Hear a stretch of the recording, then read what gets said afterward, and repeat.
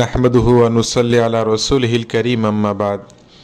One Umar Ibnul Khattab रदियल्लाहु तआला अन्हु अन्नहु क़ाल क़ाल रसूलुल्लाहि सल्लल्लाहु अलैहि वसल्लम मन नामा अन हिज़्बिहि मिनल लैलि अव अन शैइन मिन्हु फ़क़रअहु मा बैना सलातिल फज्रि व सलातिल ज़ुहरि कुतिबा लहु कअन्नमा क़रअहु मिनल लैलि रवाहु मुस्लिम। हज़रत उमर इब्ने खत्ताब रदियल्लाहु ताआला अन्हु থেকে বর্ণিত রাসূলুল্লাহ সাল্লাল্লাহু আলাইহি সাল্লাম ইরশাদ করেন,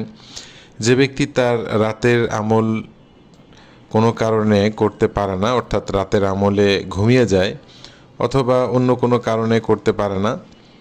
অতঃপর সে তা ফজর এবং জোহরের নামাজের মাঝখানে আদায় করে, আল্লাহ তাআলা রাত্রেবেলা আমলটি করলে যে সওয়াব হতো আল্লাহ তাআলা তার আমল নামায় সেই পরিমাণ সওয়াব দিয়ে দেন। মুসলিম শরীফ থেকে হাদিসটা নেওয়া হয়েছে। তা আল্লাহ তাআলা কত বড় মেহেরবান, যেমন একজন মানুষ সে নিয়মিত তাহাজ্জুদের নামাজ আদায় করে অথবা রাত্রে নির্দিষ্ট পরিমাণ কোরআনে কারিম থেকে তেলাওয়াত করে অথবা রাতে সে শেষ তৃতীয়াংশে আল্লাহ তাআলার নিকট রোনাজারি করতে ইস্তেগফার করত, তো কোনো একদিন অসুস্থতার কারণে বা অন্য কোনো সমস্যার কারণে একদিন সে করতে পারেনি, তাহলে যদি সে ফজর এবং জোহরের মাঝখানে এই আমলটা করে নেয় আল্লাহ তাআলা কেমন যেন রাত্রের আমলের মতোই তাকে সওয়াব দিয়ে দিবেন। এখানে এই হাদিসে উদ্বুদ্ধ করা হয়েছে যে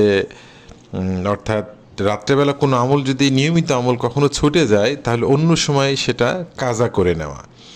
আসলে এটা কাজা করা ওয়াজিব না, অর্থাৎ ওই দৃষ্টিকোণ থেকে অর্থাৎ এটা আদায় করে নেওয়া, নাহলে তারও মানসিকভাবে একটু কষ্ট লাগে। দীর্ঘ 5 বছর সেই আমলটা করতো, আজকে কোনো কারণে করতে পারে নাই,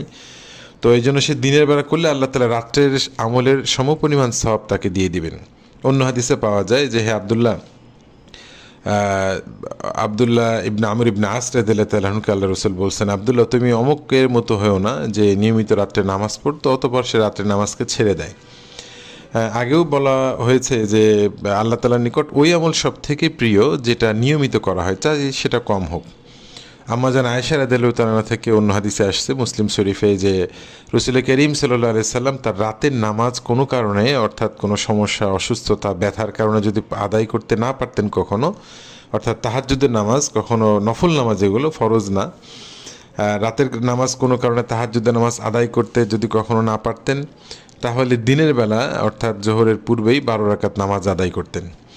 তো এই জন্য আমাদের নিয়মিত যে আমলগুলো আছে, যে কোনো কারণে যদি কখনো আমাদের আদায় করতে সমস্যা হয় তা আমরা পরে কোনো এক সময় আমলটা আদায় করে নেব। আল্লাহ তাআলা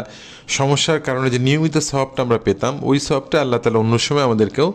দিয়ে দিবেন। তো এই জন্য আমলকে হেফাজত করা, অর্থাৎ যখন যেটা হুটহাট করে মনে চায় এই আমলগুলো এইভাবে না করা, যে নামাজ, বিভিন্ন তেলাওয়াত,